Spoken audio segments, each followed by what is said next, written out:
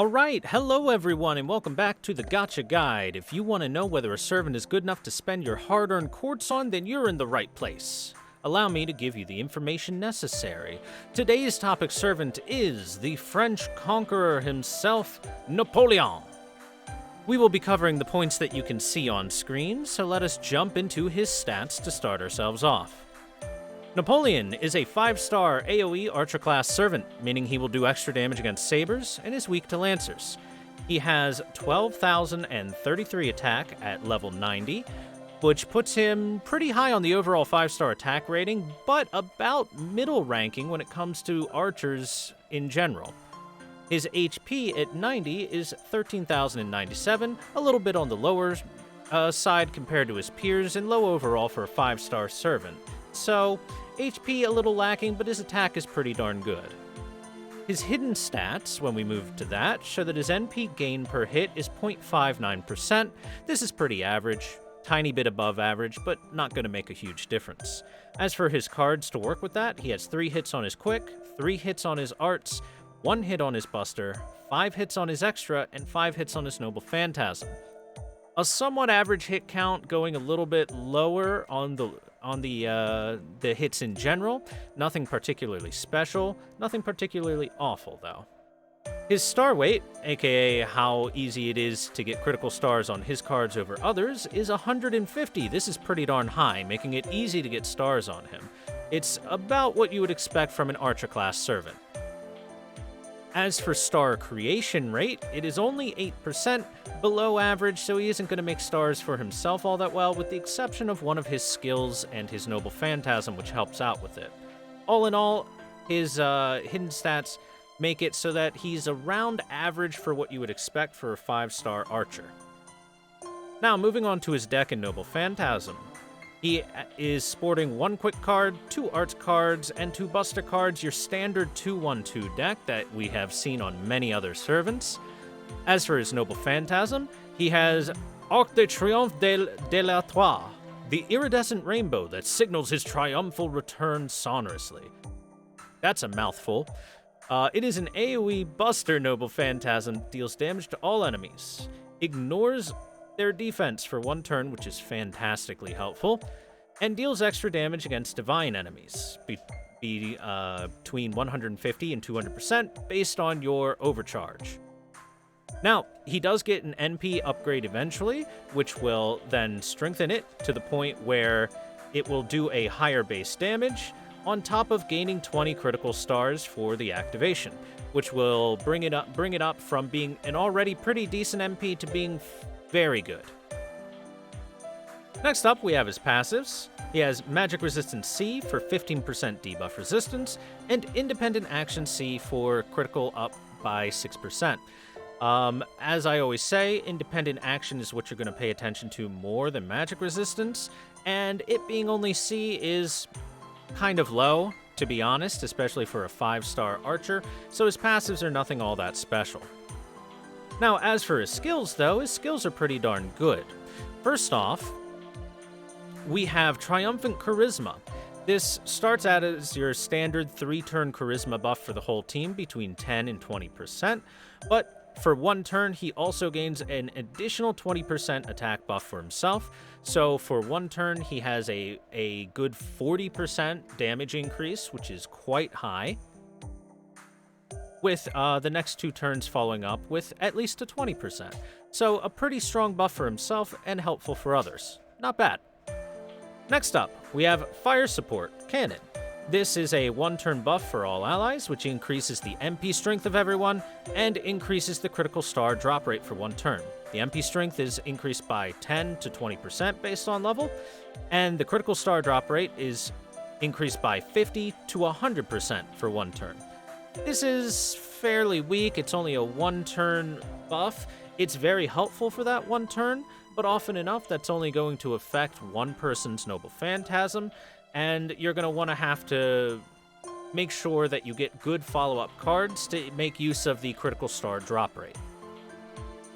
It does certainly help himself out if you use it on his own MP turn, as it will make it so that he does produce a decent amount of stars if you add on the 20 that he will gain after his MP interlude for free.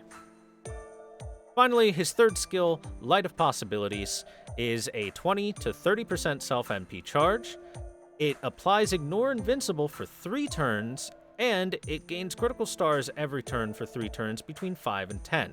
So this is quite a good skill. This is very strong. Not only does it have a self-MP charge, up to 30%, which makes it very easy for him to hit 100%, it also will gain you a few extra stars, but the big thing is that Ignore Invincible for 3 turns.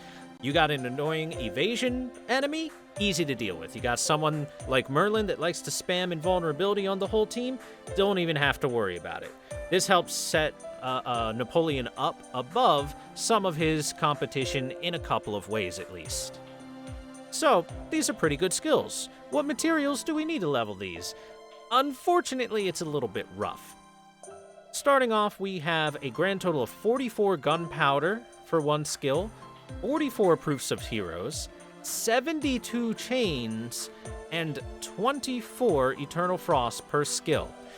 Not only does it require some of the fairly new materials, including the gunpowder and the eternal frost, but he requires a lot of materials in general. By the end of it, if you're trying to max him out, you are going to take 133 gunpowders, 133 proofs of heroes, 216 chains, and 72 eternal frosts. That is extremely expensive. So, is it justified though? How does Napoleon stack up against other servants of his class? Well, seeing as he's an AoE damage-oriented archer, his main competition includes Gilgamesh, Ishtar, Nikola Tesla, Arjuna, and the very soon-to-be-released Jeanne d'Arc Summer Archer. So Napoleon is quite good. He's very good. Unfortunately for him, his competition is literally some of the best servants in the entire game, gameplay-wise. They are phenomenally strong. Napoleon is a very strong servant, and in any other class, he'd be probably top 2 or top 3. But he is an archer. His competition is Gilgamesh, and Ishtar, and Joan Summer, and Tesla, who are all better than him. Arjuna is the only one that Napoleon outpaces, and that is because Arjuna is average. Napoleon's above average, and the other 4 are top tier, as good as you can hope to have servants. Whether it's Gilgamesh with better servant killing, or Ishtar with a better charge and general better farming, Tesla with a better charge and general better farming, or Joan Summer with a better charge and looping capability, poor Napoleon is a star in the amateur leagues being forced to face all-star professionals when he's compared to the other archers. Again, any other class, he would easily be top tier, but archers are broken. It's unfortunate for my man because he's very good. You will not be disappointed. Here's my personal opinion. Napoleon's very good. He's great. His performance is wonderful. His skills are good. His MP is strong. He has good self-charge. His stats are pretty good overall. He's a good servant. But unfortunately, good doesn't compare to some of the top servants in the game. You won't be disappointed with Napoleon, but he is outpaced by some of the others. Now, if you like Napoleon and you get him and you want to roll for him, what skills should you prioritize in leveling? Well, this is very simple. Easily, you start with this third skill, getting that charge up to 30%, getting extra critical stars per turn, both things that you super want. That jump from 20 to 30% makes it much easier to clear the gap to 100% MP if you start with a 50% MP charge CE, which I have a few recommendations. And then you should follow it up with his Triumphant Charisma as your second most wanted skill, and finally Fire Support Cannon. Now, honestly, all 3 of his skills are good. You're probably going to want to level all 3 of his skills as much as possible. That's just the order that I would suggest. 3rd, then 1st, then 2nd. Now, as for craft essences to equip him with, He is best used as a strong MP nuker with decent card follow-up, so in general making him able to get an MP off quickly, buffing its damage, that's the kind of thing you want. Kaleidoscope and Imaginary Element are always good, so they are here for the fast MP, but if you want a little more oomph in your hit, then Holy Night Supper is a fantastic choice for a 50% MP starting charge, 15% crit up, and 15% MP strength up. Aerial Drive gives you a 50% MP charge, 10% MP strength up, and 10% buster up for a very strong nuke as well. Golden Sumo Tournament, 50% MP charge up, 15% attack up, and finally, Black Grail, if you really need to nuke hard, will give you a massive NP damage boost for whenever you launch it off. These are all really good CEs. Everyone that's suggested except Black Grail gives you a starting MP charge just to make it really easy to launch his NP. Now, what servants should we group him with? Oh look, it's Waver! He did it again! Man, it's crazy how often this man makes the list. He's got a 50% MP charge, attack up, critical damage up, defense up. It's a no-brainer. Moving on, we've got Merlin, our very familiar, reliable buster support.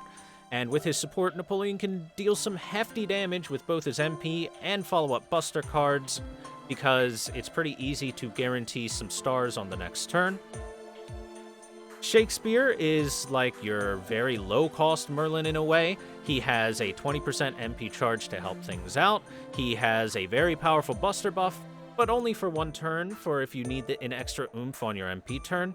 And finally, Helena, who has all cards up and a 20% MP charge to help reach that 100%, is also pretty solid to take with you. These are really good supports for him.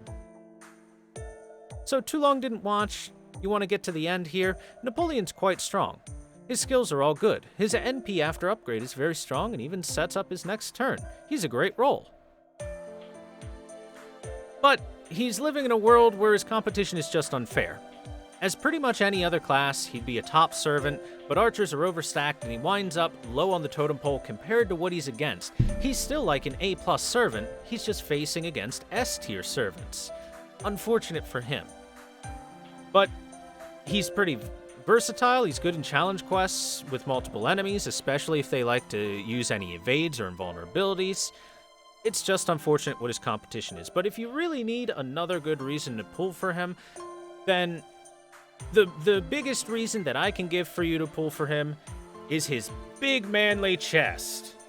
So if you're looking for a big bara sexy boy, Napoleon's a great choice. Let me know your opinions on Napoleon. If you enjoyed this video, follow up on Twitch to see these recorded live, follow on Discord to ask questions, and thanks for watching. I'll see you next time.